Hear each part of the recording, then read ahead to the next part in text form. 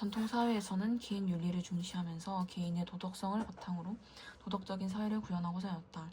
그러나 현대 사회에서는 개인 윤리만으로 해결하기 어려운 윤리 문제가 발생하고 있다. 예를 들어 사회 계층 간의 갈등, 빈부격차, 인종차별, 부정부패 등과 같은 사회 문제는 개인의 양심이나 도덕성 회복만으로는 해결하기 어렵다. 이에 사회 구조와 제도 차원에서 이러한 문제에 접근하여 해결하고자 하는 도덕 규범으로서의 사회 윤리가 더욱 강조되고 있다. 사회 윤리를 강조한 니부어는 도덕적인 개인이라도 비도덕적인 사회에서는 비도덕적인 행동을 하기 쉽다고 보았다. 이에 그는 정의를 사회의 도덕적 이상으로 제시하며 사회 구조나 제도의 도덕성에 관하여 관심을 기울일 필요가 있다고 주장하였다. 정의란 개인 간의 올바른 도리 또는 사회를 구성하고 유지하는 공정한 도리로서 사회가 추구해야 할 가장 핵심적이고 기본적인 덕목 중 하나다. 공정함 또는 올바름이라는 정의의 개념은 두 사람 이상의 사회적 관계에서 구현되는 가치라는 점에서 사회 정의라고도 말할 수 있다. 사회 정의는 크게 분배적 정의와 교정적 정의로 나눌 수 있다. 우리가 살아가다 보면 다양한 종류의 사회적 이익과 부담이 발생하는데 이것을 공정하게 분배하는 원칙과 관련된 것이 분배적 정의다. 분배적 정의란 각자가 자신의 몫을 누릴 수 있게 하는 것으로 사회 구성원에게 여러 가지 사회적 경제적 가치를 공정하게 분배함으로써 실현된다. 그렇다면 사회적 이익과 부담을 사회 구성원에게 공정하게 분배하려면 어떤 기준을 적용해야 할까? 분배적 정의의 기준에는 절대적 평등, 업적, 능력, 필요 등이 있다. 그런데 각각은 장점과 문제점을 동시에 갖고 있다. 절대적 평등, 기회와 혜택이 균등하다. 생산 의욕 및 효율성이 저하된다. 개인의 자유와 책임의식이 약화된다. 업적, 객관적 평가 및 측정이 쉽다. 동기부여 및 생산성이 높아진다. 서로 다른 종류의 업적에 대한 양과 질의 평가가 어렵다. 사회적 약자를 배려하기 어렵다. 능력이 뛰어난 사람에게 적절한 보상을 할 수 있다. 능력 획득에 선천적인 요소가 개입된다. 능력을 평가하는 기준이 보호할 수 있다. 필요, 사회적 약자를 보호할 수 있다. 모든 사람의 필요를 충족할 수 없다. 경제적 효율성이 저하된다.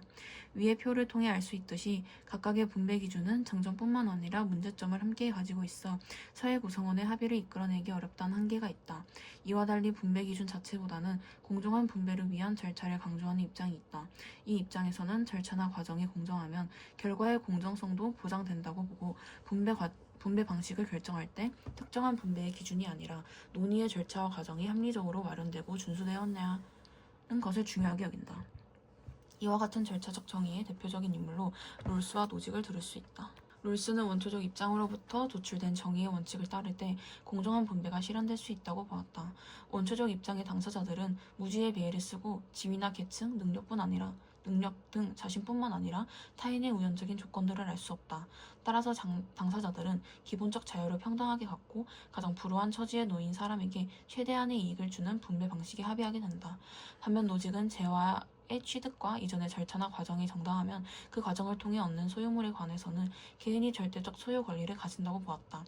그는 국가가 강압, 절도, 사기, 강제 계약의 발생을 막는 일 이상의 역할을 해서는 안 되며 재화의 분배에 적극적으로 관여하기보다 최대한 개인의 자유에 맡겨야 한다고 주장하였다. 분배적 정의의 기준은 다양하다. 이 기준을 우리 삶의 영역에 적용할 때 다양한 윤리적 쟁점들이 발생할 수 있다. 먼저 우대 정책과 관련된 윤리적 쟁점을 살펴보자. 롤스와 노직의 정의 원칙. 제1의 원칙. 각 개인은 기본적 자유에서 평등한 권리를 가져야 한다. 제2 원칙.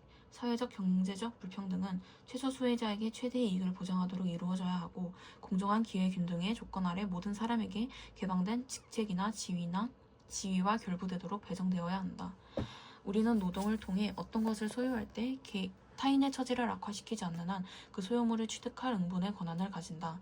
우리는 자신의 노동에 의한 결과뿐만 아니라 타인에 의해 자유로 이 양도된 것에 대해서 정당한 소유권을 가진다. 취득과 양도 시 과오나 그릇된 절차에 의한 소유가 발생했을 때에는 이를 바로잡아야 한다. 롤스는 개인의 기본적 자유를 보장하면서도 복지정책과 같은 재분배 장치를 통해 사회 정의를 구현해야 한다고 주장하였다. 반면에 노직은 개인의 자유를 중요하게 여기는 점에서 롤스에 동의하지만 차등의 원칙에서는 반대하면서 개인의 소유 권리를 최우선으로 보장하는 것이야말로 사회 정의라고 보았다. 우대 정책을 찬성하는 입장의 근거는 다음과 같다. 먼저 보상의 논리가 있다. 과거의 차별 때문에 고통받아온 사회적 약자는 그 고통에 관해 보상을 받을 권리를 가져야 한다는 것이다. 또한 재분배의 논리가 있다. 사회적 약자는 경제적 부나 사회적 지위를 얻을 유리한 기회를 부여받아야 한다는 것이다. 그리고 공리주의의 논리가 있다. 우대 정책은 사회적 긴장을 완화하고 사회 전체의 평화와 행복을 증진할 수 있다는 것이다. 반면에 우대 정책을 반대하는 입장에서는 다음과 같은 근거로 이를 비판한다. 먼저 우대 정책은 다른 집단에 대한 또 다른 차별로 이어진다는 것이다. 또한 과거의 차별에 관해 잘못이 없는 현 세대에게 보상의 책임을 지는 것은 부당하다는 것이다. 그리고 우대 정책에 따라 사회적 약자에게 유리한 기회를 주는 것은 업적주의를 위배한다는 것이다. 또한 부유세와 같은 조세 정책과 관련된 윤리적 쟁점이 있다. 부유세에 찬성하는 입장에서는 부의 재분배를 통해 불평등을 해소할 수 있다고 주장한다. 거두어들인 세금을 사회적 약자의 복지를 위해 사용한다면 빈부격차를 완화하여 사회 통합에 기여할 수 있다고 본다. 반면에 부유세에 반대하는 입장에서는 정당하게 얻은 개인의 재산권을 과도하게 침해한다고 주장한다. 부유세는 세금을 두 번 부과하는 것 같아서 부자들에게 대한 또 다른 차별을 가져올 수 있다고 비판한다. 이처럼 분배적 정의와 관련된 윤리적 쟁점들에서는 찬성과 반대 입장이 팽팽하게 맞서고 있다. 따라서 우리는 분배적 정의와 관련된 정책의 시행 여부를 결정할 때 신중하게 판단해야 하며 반드시 사회적 논의 과정을 거쳐야 한다. 셰릴 호브드는 부유한 집안 출신이 아니다. 홀어머니 밑에서 자라면서 혼자 힘으로 고등학교, 지역 전문대학, 그리고 세크라멘토에 있는 캘리포니아 주립대학교를 다녔다. 그뒤 텍사스로 이사하여 텍사스 법학 전문대학원에 입학 원서를 냈다. 학업 평균 성적도 우수했고 입학시험도 그런대로 잘 보았는데 탈락하였다. 백인 여성인 호브드는 입학을 거정당한 것이 부당하며 차별에 희생된 것이라고 주장했다. 합격생 중에서 호브드보다 대학 성적은 물론이고 입학시험 점수도 낮은 흑인 멕시코계 미국인들도 있었다. 학교는 사회적 소수자에게 가산점을 주는 소수 집단 우대 정책을 시행하고 있다.